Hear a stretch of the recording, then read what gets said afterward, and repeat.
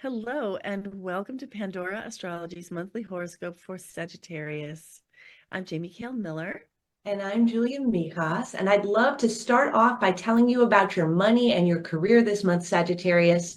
Now, when we look at money, we got to look at Ceres, the finance asteroid, and she is still retrograde. This is going to happen all the way through about late August. And this retrograde cycle, retrograde times are review, and this is happening in your second house. So money is really, really on your mind, having the financial asteroid retrograde while it's going to the second house. You might be also reviewing your possessions. Like, do you really need your car? Is it costing too much? Are you using it enough? So this is a really pure retrospection of your finances too. The second house can have a lot to do with self-care as well. So you might be thinking about, should you be spending more on self-care? Should you be spending a little less? Maybe you've been indulging a lot. Those could be other things that you're thinking about. Or are you having a scarcity mentality? Now, the planet that rules your second house of money is Saturn, and it's in your fourth house of family and home. So that might mean maybe there are financial opportunities, working from home, working with real estate, such as selling your place. But you're going to have to work hard for these opportunities because this is Saturn, and he gives out no free lunches. Now, on June 17th, mid-month, Mercury and Venus conjoin each other in your eighth house of other people's money. So this is adding a little bit of extra luck, especially in your relationships, because Mercury and Venus have a lot to do with how we connect with people. This could be a good time for getting a little extra money, maybe from a business partner or a spouse or family member, or maybe getting some grants and loans too, if you do that for your work. Now, there's also a full moon on June 21st in your second eighth house axis because it's in the sign of Capricorn. Now, full moons can be a spotlight on our relationships. So there might be some issues around self-sufficiency versus financial dependency during that full moon. And then when it comes to career, we've got the career planet Saturn in the fourth, like I mentioned, working from home, maybe working with kids or families, working seriously on yourself too, your own self-care as well, or even starting a family. These could be things that you're thinking about in terms of your life mission.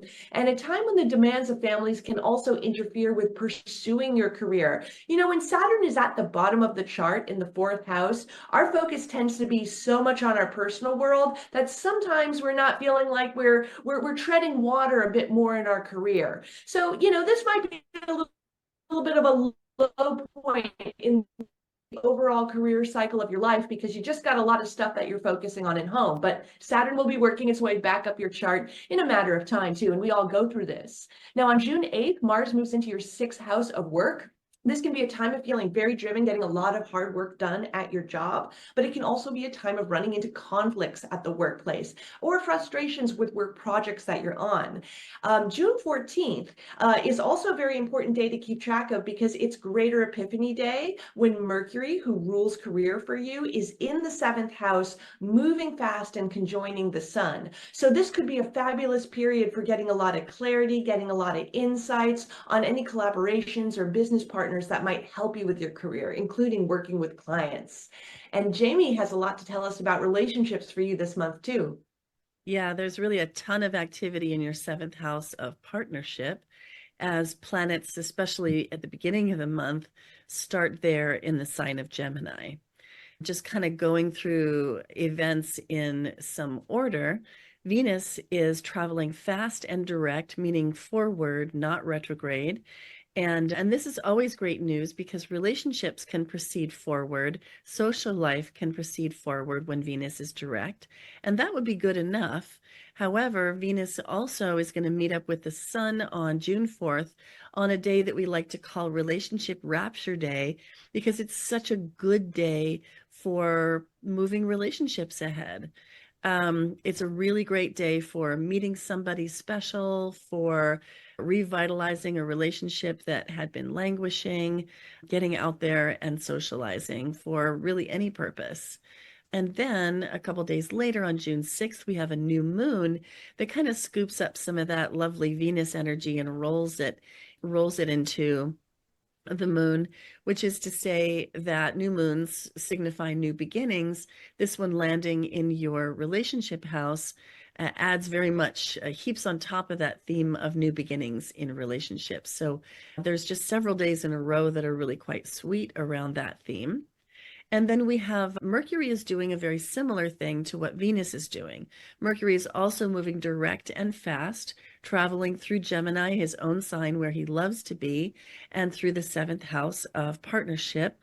And when Mercury is direct and fast and conjuncts the sun, we call this Greater Epiphany Day. And it's a really great time for communications and logistics.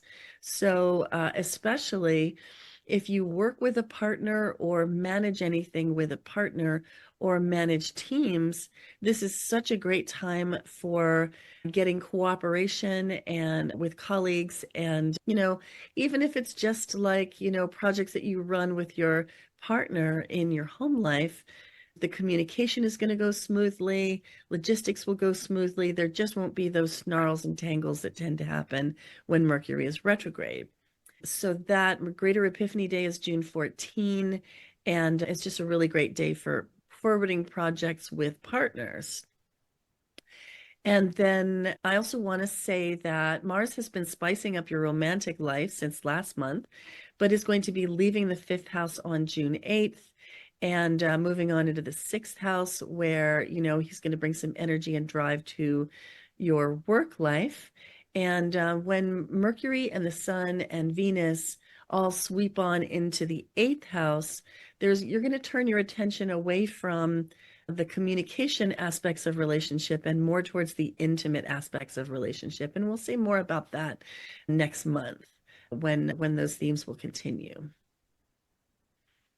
Find our site at pandoraastrology.com to get a reading with one of us, and find us on Patreon for workshops and classes. And we'll see you around the cosmos. Bye-bye. Bye-bye.